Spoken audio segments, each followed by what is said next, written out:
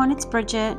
So I'm at TJ Maxx today and spring is in the air. The colors are breathtaking. They're so romantic and pretty. I just want to buy everything.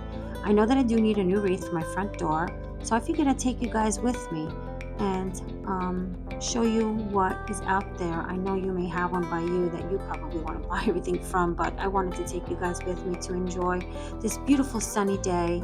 And what is your favorite decoration? Is it bunnies? Is it birds? Is it floral? Anything that brings spring into your home. I would love to hear from you. Leave a comment below. Put a little flower, a bunny, or a bird, and anything that you think is spring to let me know. I would love to hear from you. These candles actually are gorgeous. They are so realistic. They look like desserts. Well, that's kind of very different. But again, guys, I just wanted to say thank you so much for stopping in. Enjoy and relax, and happy spring.